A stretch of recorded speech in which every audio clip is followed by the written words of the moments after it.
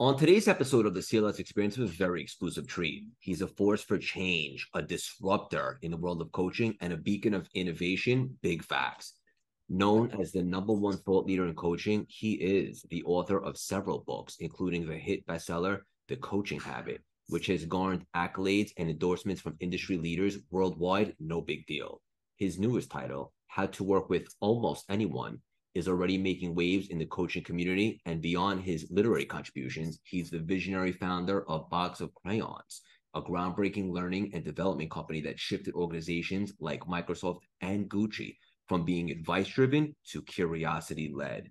Having trained hundreds of thousands to be more coach-like, his impact is undeniable. He's just a juggernaut in all facets of life and an extraordinary human being.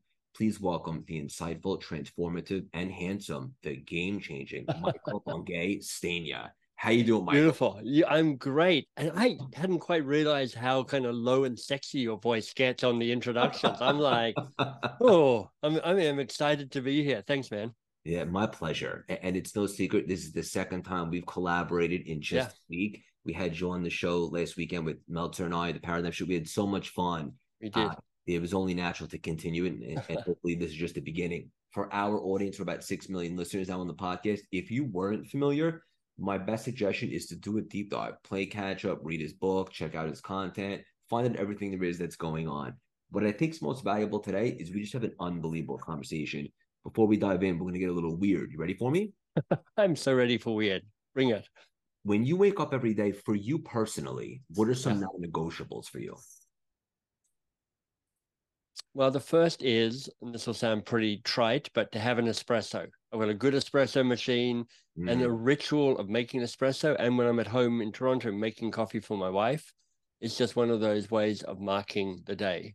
yeah. And then what is, I wish it was non-negotiable. It's mostly non-negotiable. I do this almost every day, is I have 4 questions I answer in a journal. So just kind of bullet point journal style, 4 questions. The first is, what do I notice? That for me is helpful because it's like, what am I thinking about? What am I seeing out the window? What's in my body? What am I anxious about? It kind of makes me more present to the moment.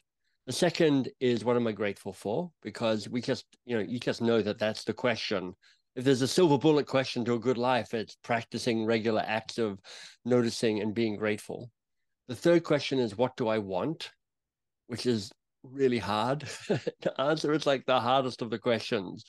But there, I saw Dan Sullivan talk about this, and he said, look, if you just answer what do you want day in and day out, you get really clear on what you want and what's important and what to focus on.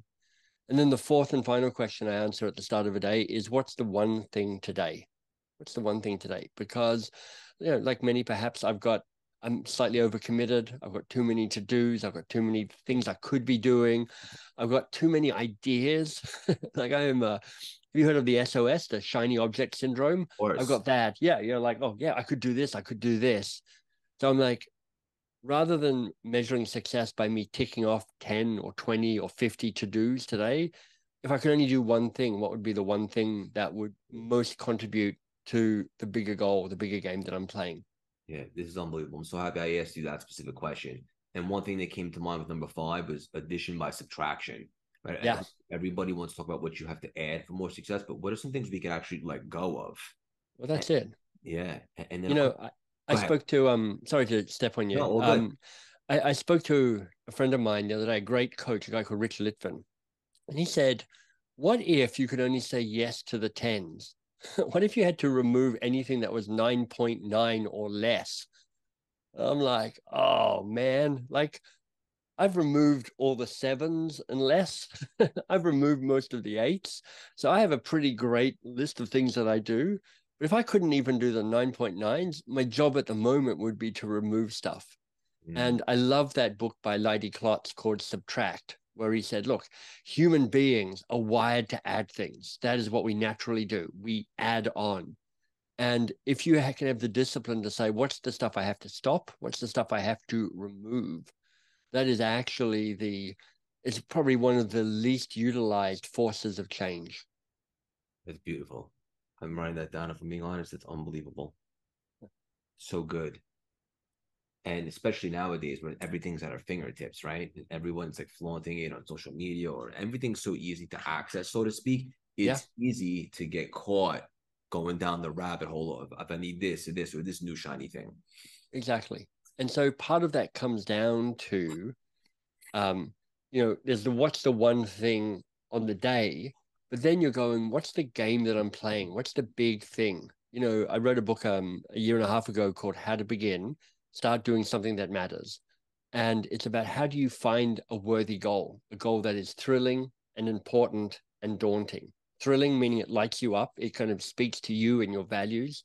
Important, meaning that it gives to the world, it gives more than it takes. And daunting, meaning that it makes you step towards the edge of your competence and your confidence and your sense of self and your sense of knowledge.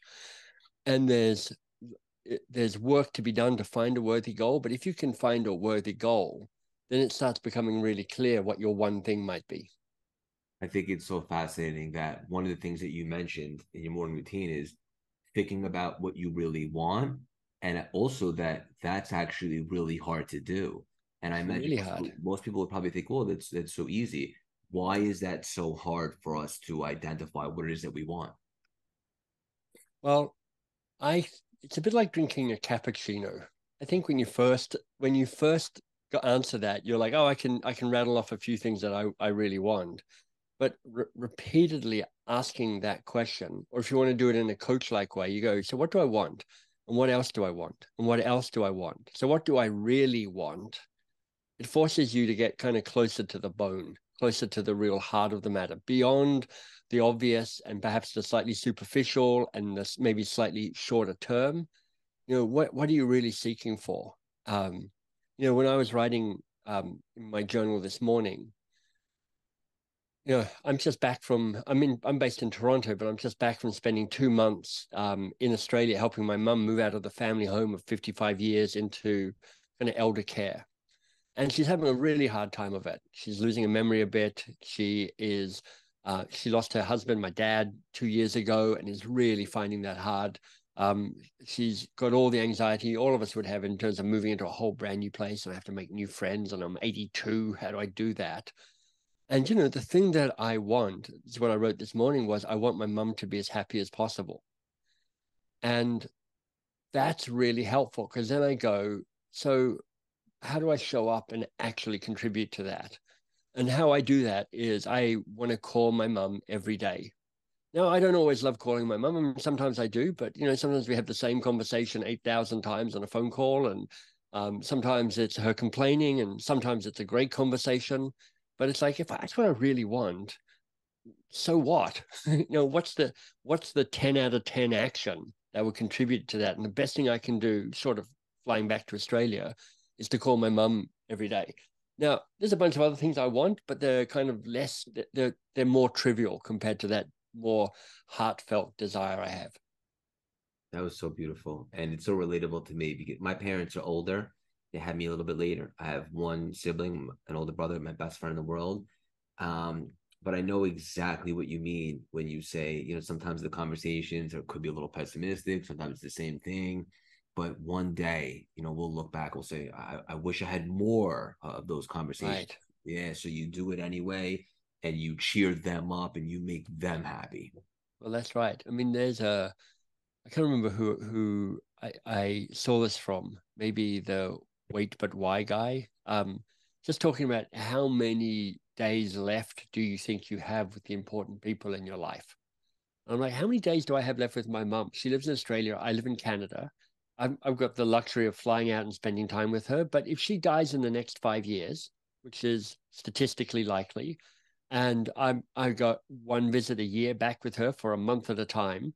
At best, I have 150 days left with my mum.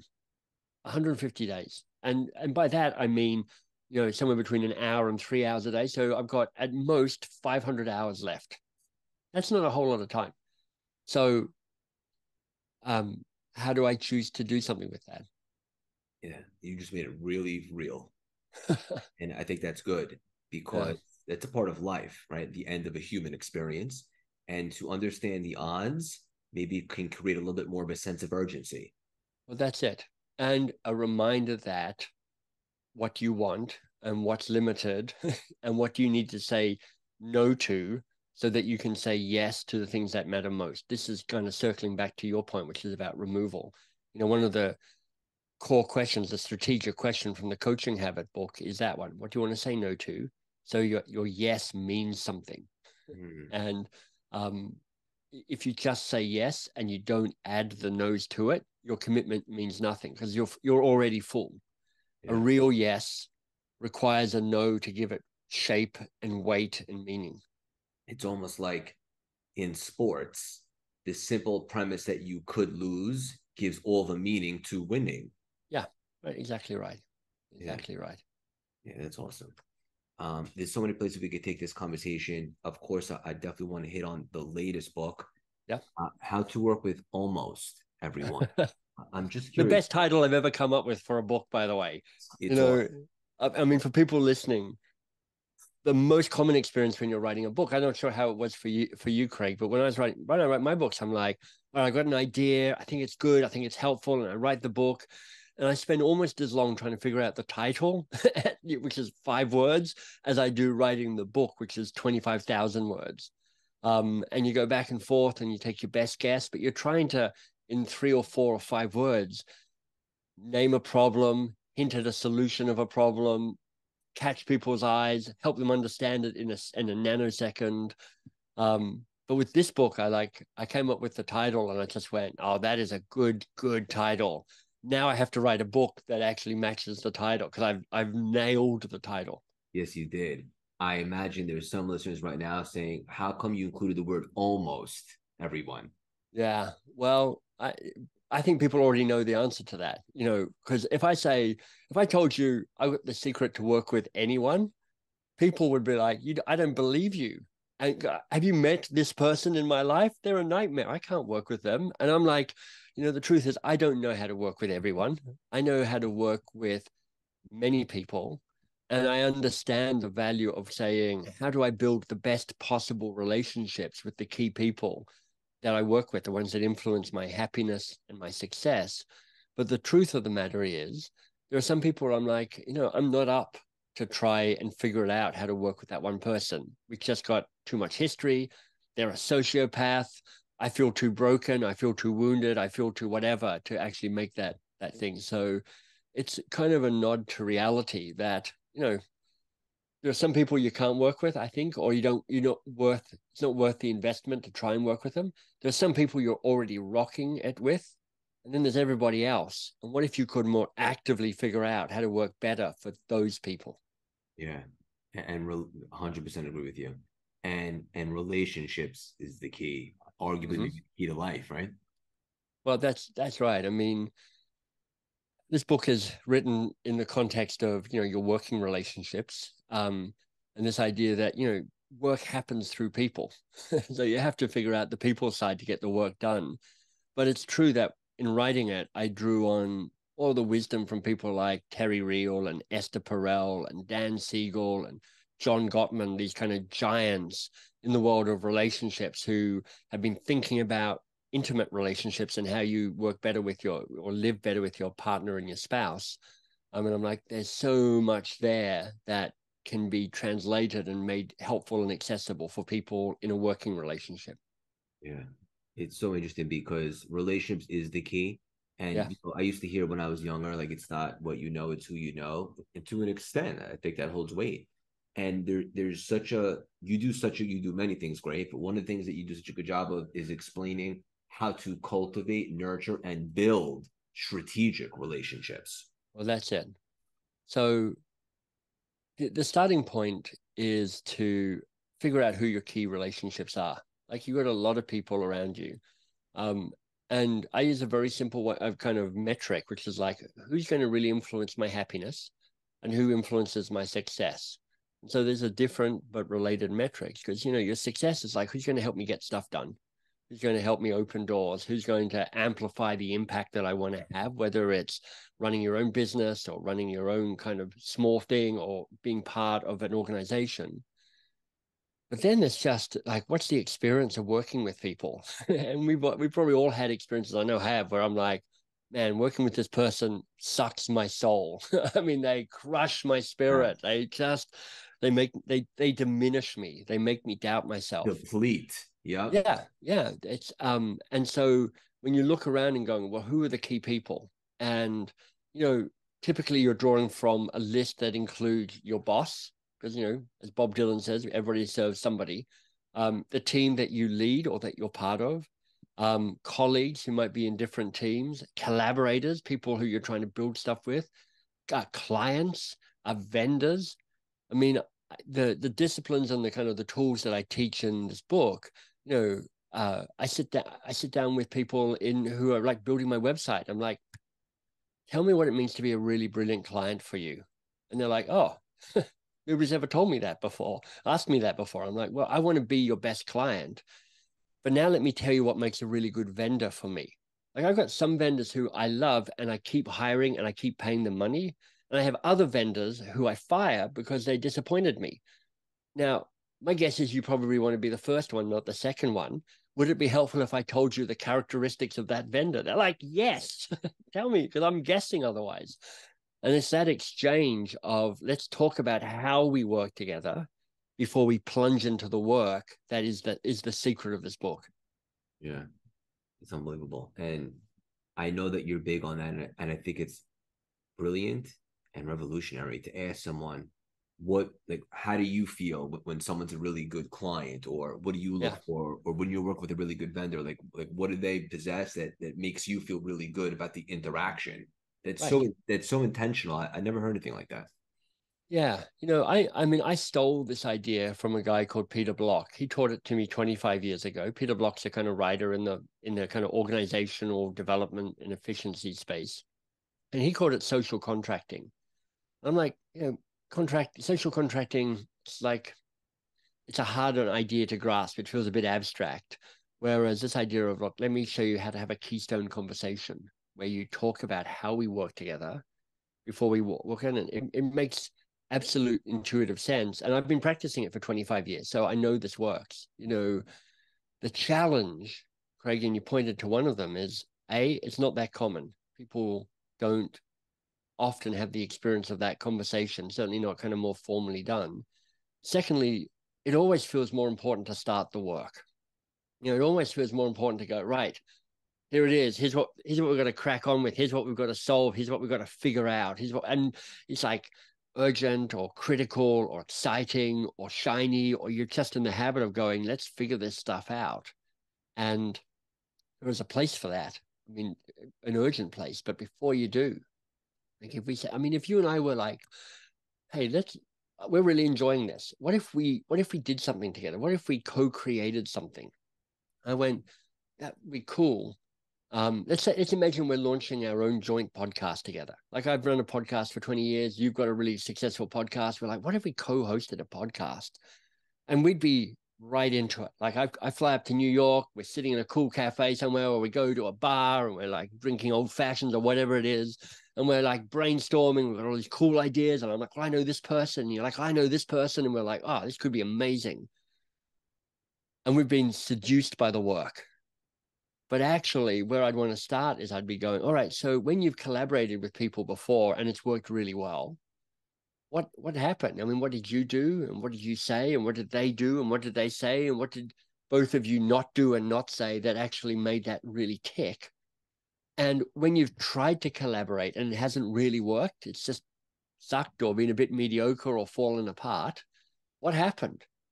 And I bet you got stories around both of those, because I certainly have stories around both of those. And what that does is it helps us figure out how we work together. And then when we do turn our attention to whatever it is that we're building, we're bringing the best of intentions on a strong relationship, plus the excitement of the work at hand.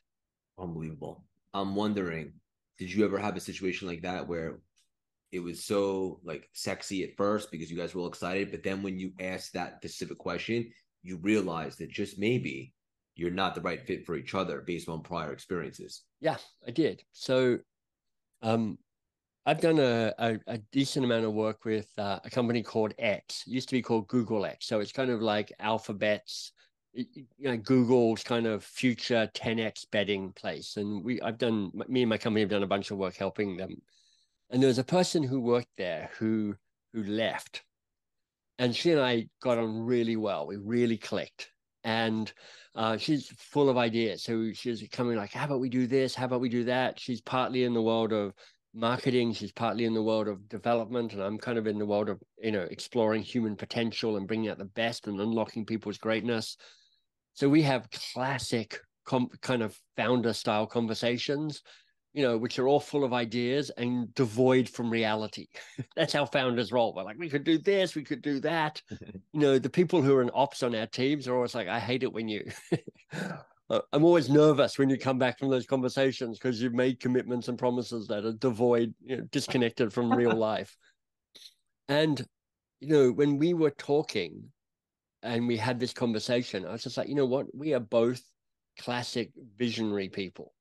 We don't have a operational bone in our bodies. Like, we're good at the ideas, but actually kind of following through on the execution in a way that is, gritty, focused, and not only starts but finishes. Neither of us are good like that.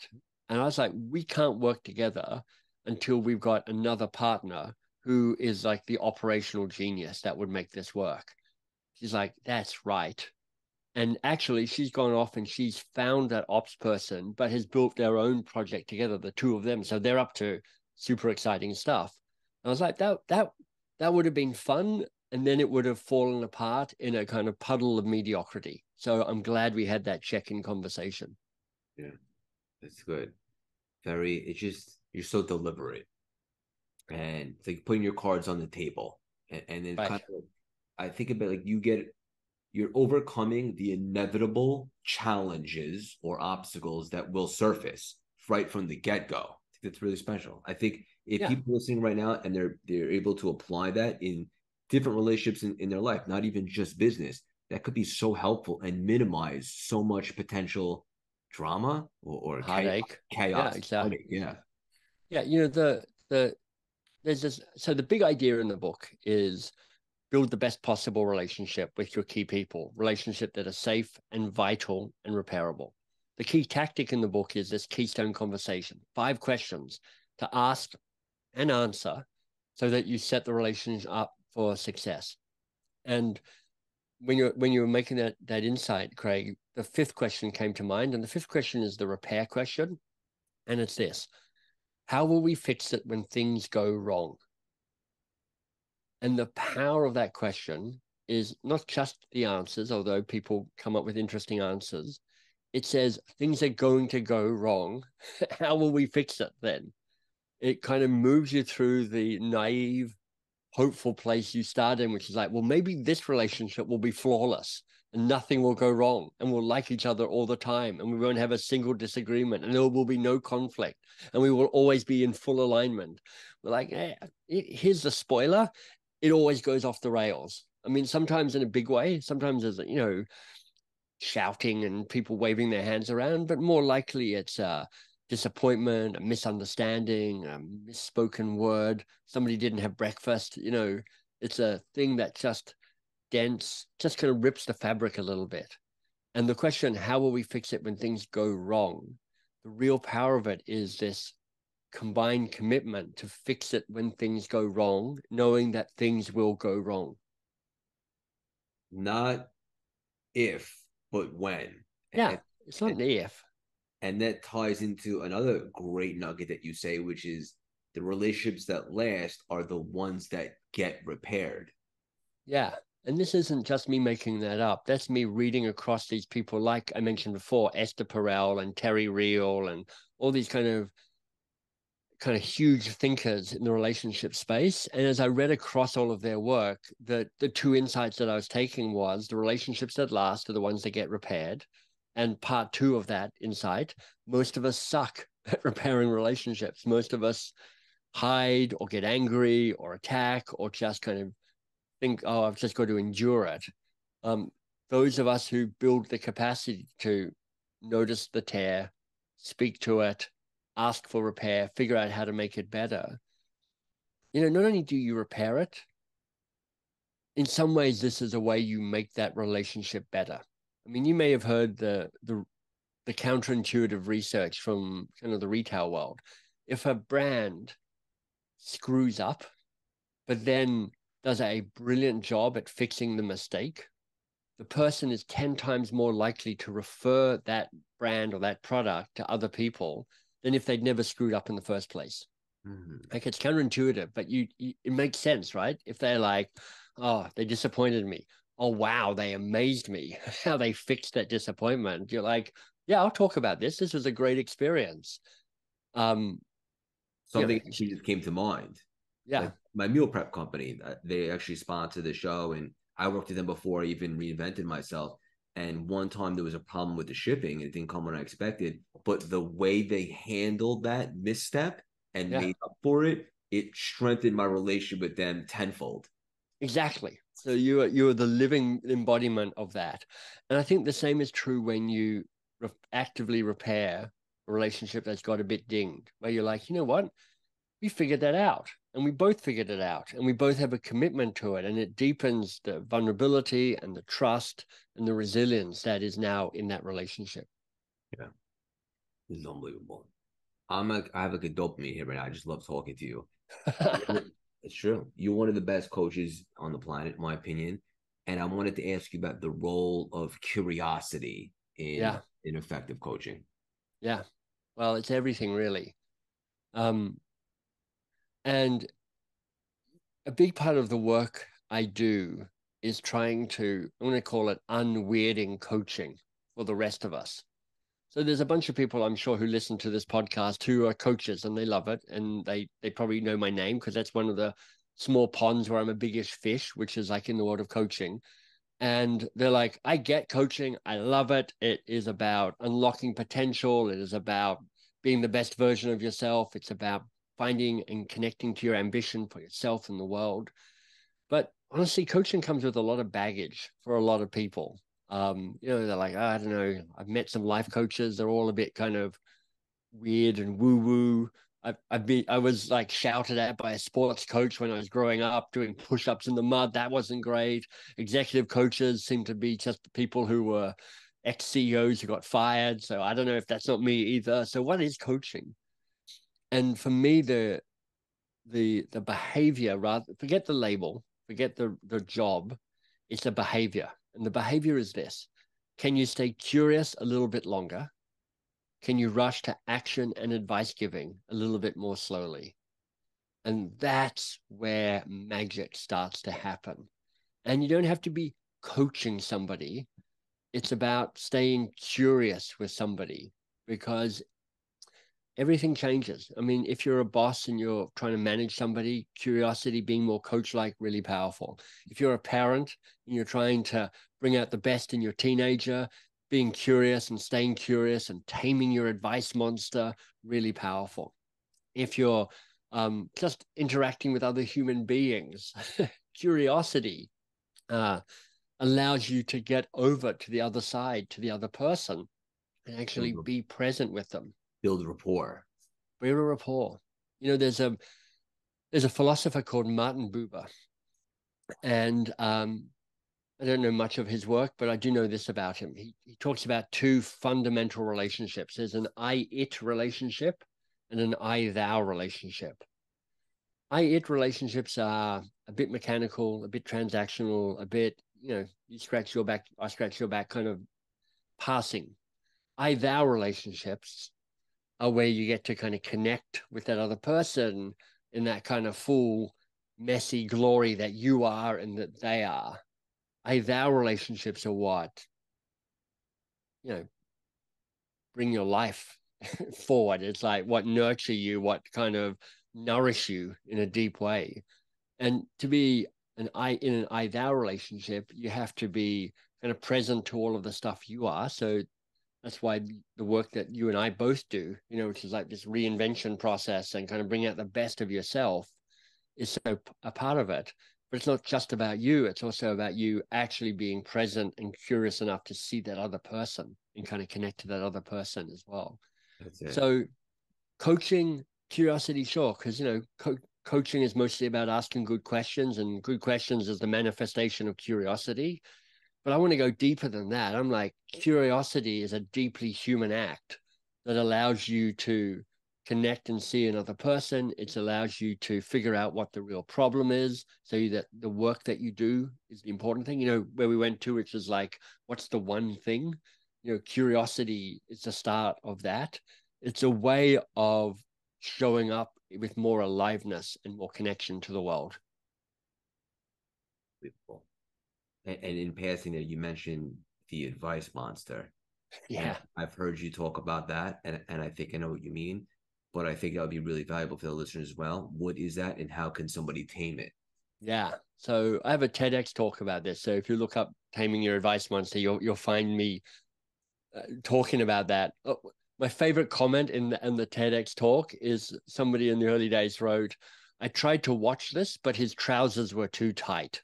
So I don't know if that's true or not. You can watch it and see whether you think my trousers are too tight. But the advice monster is this. I'll rewind just a little bit. Sure. The coaching habit is the book I'm best known for. It sold 1.5 million copies almost. No big deal. That's pretty cool, not least because it was self-published, because it got turned down by the publisher. So I, in the end, self-published it, and it took off, and it was fantastic. And in that book, I'm like, here are 7 core questions that can help you stay curious a little bit longer. They're the 7 best questions I've got, and here's how you make them a habit. And what I've heard from my readers was like a lot of people going, these are really helpful. And what I heard from some readers was, these are really good, and I still can't ask them. I know it in theory, but in practice, I keep defaulting to giving advice and offering suggestions and having opinions and needing to fix things for people. It's like, help me with that. And so the book, The Advice Trap, which is where I talk in more depth about taming your advice monster, kind of gets into that. So why is it so hard to stay curious a little bit longer? Because it sounds easy enough. And yet for many of us, it's not. And the advice monster is basically a way of thinking about the 3 ego states that makes you want to give advice. So there are 3 advice monsters. There's tell it, there's save it, and there's control it. Tell it says, you got to be the smartest person in the room. You got to have all the answers. If you don't have all the answers, if you can't fix all the problems, you are worthless. Save it says, you got to save everybody. You got to rescue everybody. If you can't protect everybody from everything, then you are useless. It's your job to keep the world from chaos. And control it says something similar, which is like, if you give up control, if you take your hands off the wheel, then chaos will descend and you will lose everything and you will be worthless. So there's 3 really deep ego states that protect you. And there is a way where past behavior has been helpful. It's been helpful for you to give advice to people. It's been helpful for you to actually protect people and make them feel safe. It's been helpful for you to take the wheel and be in control. But when advice giving becomes your default behavior, then you are damaging, I might say, or limiting the people with whom you're interacting. And you know how it is.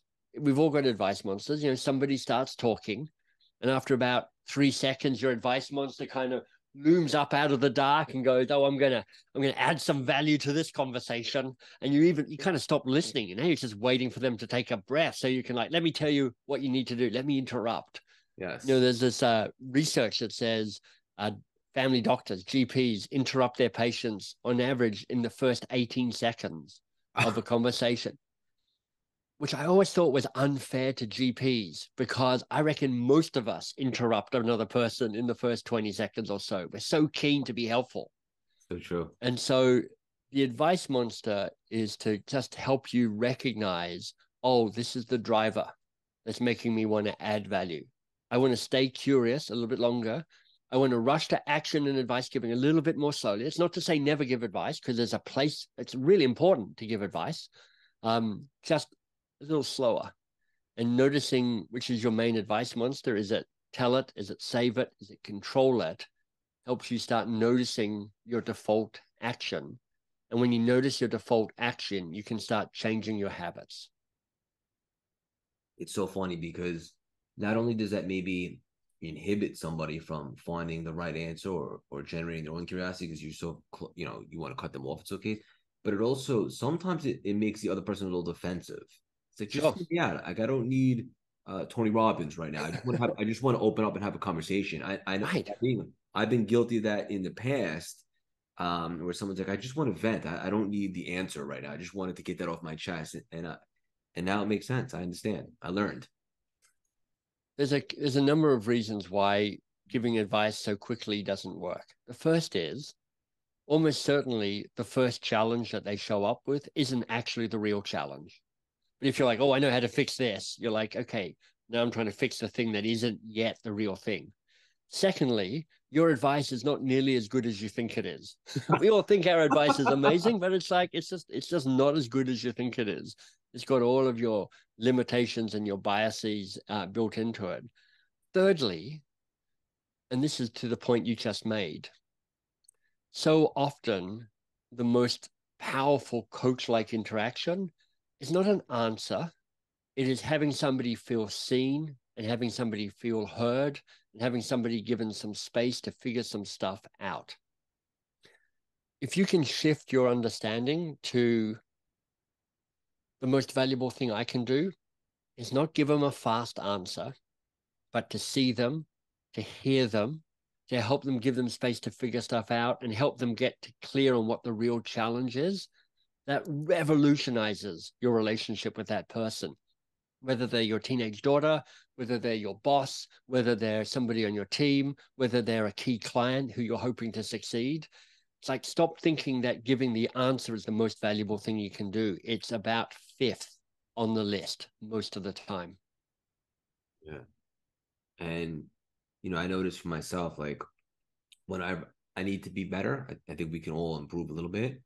But when I remember that and I lead with that and I try to help them come up with their own answers and I guide them, Right. that's Yeah. actually what facilitates the biggest breakthroughs.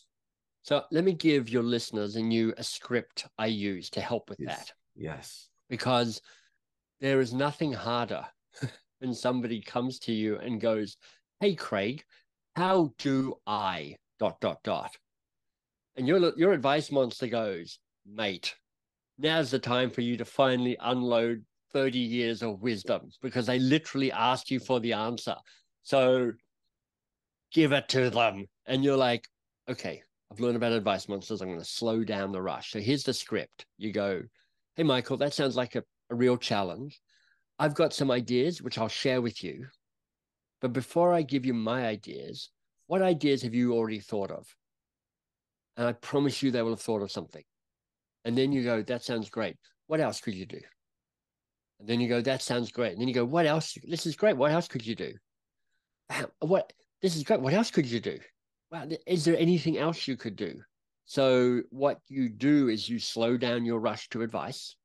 You get them to do the work. One of the kind of counterintuitive principles of being more coach-like is to be lazy.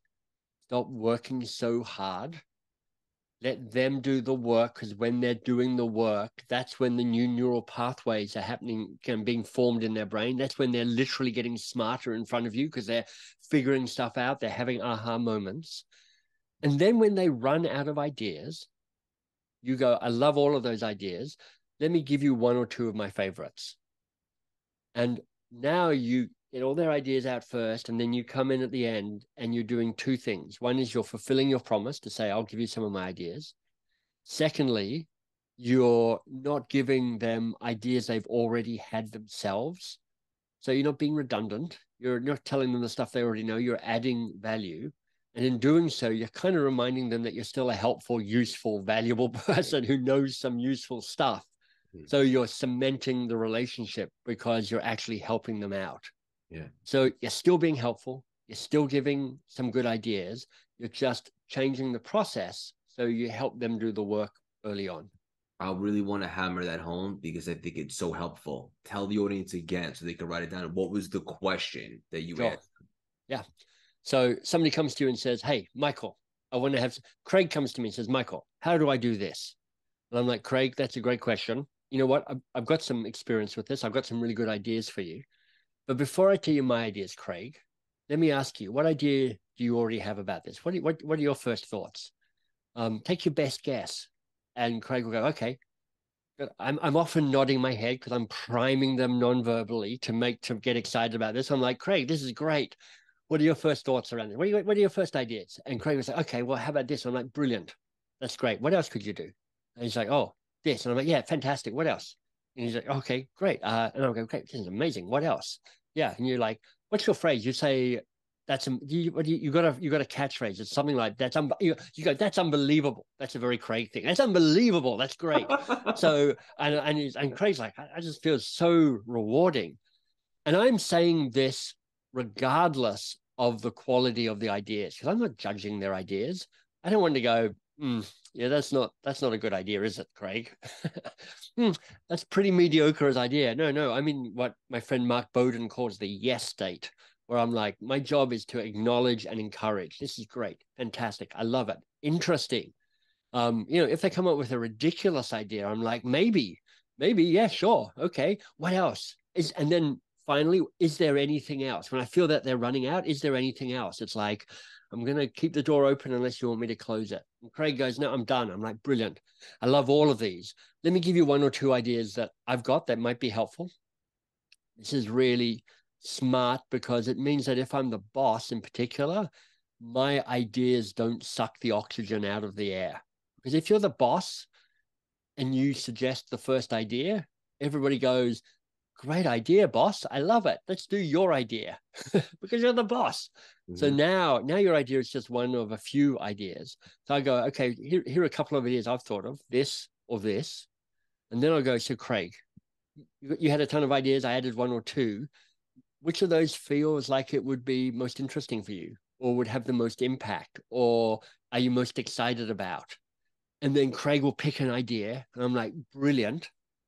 And then I'm not done yet because then I go back to one of my favorite coaching questions. I go, so Craig, if that's the possible solution here, what's the real challenge here for you in acting on that idea? What's the real challenge here for you is the focus question. It helps you get really kind of like, I'm hungry to figure out what the challenge is. And now we're into another coaching conversation. Oh, Craig goes, oh, well, it's this. I'm like, great. What else is a challenge? Oh, what else is a challenge? Oh, okay. So what's the real challenge then in you getting going on this idea? And it's like, it's this. I'm like, exactly. So what do you want? And when we get into this conversation and I am enthusiastic and I'm holding the space and I'm seeing and hearing Craig in this situation. But so far I've added zero content other than the one or two ideas that I added. But you didn't do nothing because you facilitated. Oh, I held the process. Oh yeah. Yeah. I tamed my advice monster. Because honestly, when Craig came and said, here's my problem, how do I do it? Look, I'm in my mid-50s now. Like I'm old enough to have got a lot of opinions about everything. Plus I'm a straight white dude, so I think I know anything anyway. So I'm like, I've got my advice monster going, just tell him all the stuff you know. And I'm like, no, that's not that helpful. I'm holding the process. I'm staying curious longer. I'm encouraging him. I'm priming him. I'm saying yes. And I'm making him do the work to figure this stuff out because we're not just figuring out the answer to a problem. I am growing his confidence and his confidence and his ability to think strategically and make connections. I am trying to make him self-sufficient and autonomous. So he comes to me less often and he gets to work more by himself without needing my support. So good. And I can tell you from experience, after leaving an interaction like that as the mentee, I feel so much more like I feel just exhilarated because it was like it was almost like a mental workout. Yeah, right? exactly. And I just feel like it's just a better feeling as opposed to having a list of questions and going to your coach or mentor and saying, I have 3 questions today. Can you please answer? And just answering each one. It's like, all right. Yeah. And you go, we could have done that. We could have done that over email. There's no joy in that.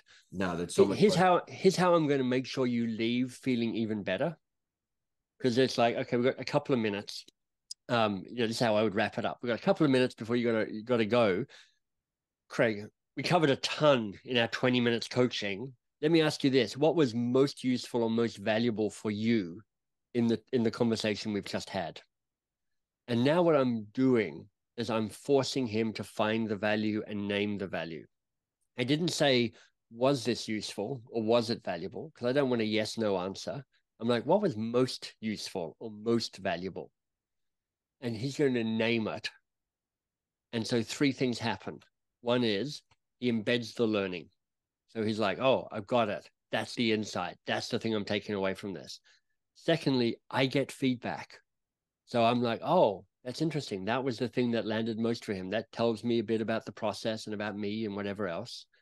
And thirdly, kind of subtly or cunningly, I keep reinforcing that this was a useful, valuable conversation and that this is a useful, valuable relationship. So that if I'm his boss and he's doing my annual performance review, he's like, what's Michael like? He's like, I don't know. Every conversation I have with him appears to be useful and valuable. I don't know how he does it. I'm like, it's because I ask you what was most useful or most valuable at the end of every conversation I have with you. And we do this at the end of every conversation. Pretty much. And I do that not just with direct reports, but I do it with any of my key working relationships because I want to learn I'm and writing I this want them to down. keep building the perceived value or the actual value of this working relationship. I'm writing this down myself because I saw that. yeah, but we're always learning. And if I'm writing it down, I want the listeners to not only write it down, but run it back and grab the journal and go over it because this is so valuable. And again, not just because it makes you a better coach in regards to like credibility, but you're actually helping the client or the mentee or whatever you want to call them expand their brain and become more curious and problem solving and solution oriented, which is something that will be useful for them in all facets of life.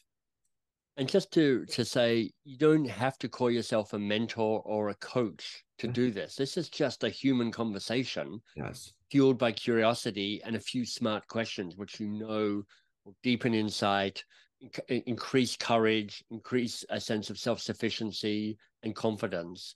And you're like, do that with as many people in your life as possible, because who doesn't want the most important people in their lives to be the best version of themselves?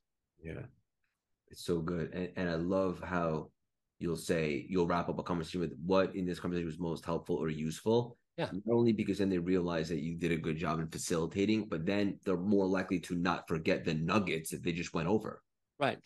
Because it is extraordinary. You can get to an end of a conversation and you can think to yourself, I was amazing in that conversation. I mean, I was so good. I asked so many good questions. I offered up some really good ideas. And then you ask them, well, what was useful or valuable? And they tell you something completely different. What you think was valuable and what they think is valuable is often quite different. So that's useful just to hear for yourself, but useful for them. And also just on the other side, there are sometimes you have a conversation where you go, man, I just did not know what to say. I felt like I didn't help at all. I felt a bit useless in that conversation. And you still ask what was most useful. And they're like, let me tell you, this was so helpful. And you're like, huh.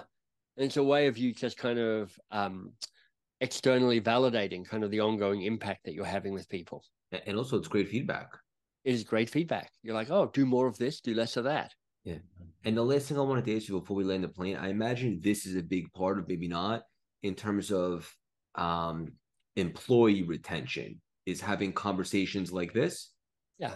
You know, at one of our biggest clients for Box of Crayons, which is a training company that works with enterprise, is Microsoft. And we got brought in when Satya Nadella came in and said, I want to change the culture from a know-it-all culture to a learn-it-all culture. And so it was like, well, that's great, but how do we do that? And we're like, well, these questions is how you stay curious longer. And not only does that help them deliver the strategy, but it helps them drive the culture. And part of what culture is retaining the very best people who can deliver your strategy, the people who are aligned to your values. And when people feel more autonomous and more confident and more competent, and you help them figure out what the most important work is to do so they can have more impact in the work, they're much more likely to stay. And if you want your best people to stay, then be more coach-like with them. There's so many 7, 8-figure nuggets in this conversation if the listeners are willing to apply them. Best part for me is just the beginning of the friendship. This was so much fun. It was. For our community and our audience and so forth, what's the best way for them to all support you? And what are you most excited about right now? Well, I'm immersed in this new book at the moment. So this bestpossiblerelationship.com is the website for how to work with almost anyone. If people want to know the 5 questions, they can just go there and get a download. There's also a video of me actually role modeling a Keystone conversation. So if you're like, well, I get it in theory, but what does it look like in practice? I can show you right there at the website. And then if you want to kind of just check out the other free resources connected to the other books, mbs.works is the website for that. And, the Coaching Habit has videos and downloads, the Advice Trap videos and downloads. Every book is a doorway into increased additional support, because for me, changing people's behavior is the key thing. I'm sure there's someone listening that says, what do you mean by keystone? What does that word mean? Yeah, so a keystone in an architectural term is like that stone at the top of an arch. So you've got these 2 columns that arch over and kind of connect. So it's a perfect metaphor for a relationship, right? You got a column here and a column here. You bend them over, and then the keystone connects them and strengthens them and makes them stable. But in the world of biology, there's also something called a keystone species, which is a species that really influences the health of an environment. When they introduced gray wolves into Yellowstone National Park, or reintroduced them, it went from being a park overrun by elk, everything was being eaten, to actually being much more diverse, much more robust, much more more species. So a keystone helps you reduce stress, increase stability, increase strength, and allow a system to flourish. And that's what we want in our relationships as well. So it just felt like the perfect metaphor to bring over to relationships. So good. We're going to put all this stuff in the show notes. Mike, hang out for 1 sec. I want to connect to you after. I want you to know the definition of authenticity, curiosity, and deep wisdom. I could personally guarantee your best is yet to come. Keep on spreading your wings and leaving your mark on this world. So much love and respect for you. Thank you so much for stopping by and dropping these priceless, juicy nuggets today. Thank you. That was a wonderful conversation. Appreciate it. I mean, I could talk to you all day. Well, I think we're kind of enthusiastically agreeing on a bunch of stuff. Like, we see the world in similar ways. So I appreciate the conversation. It was great.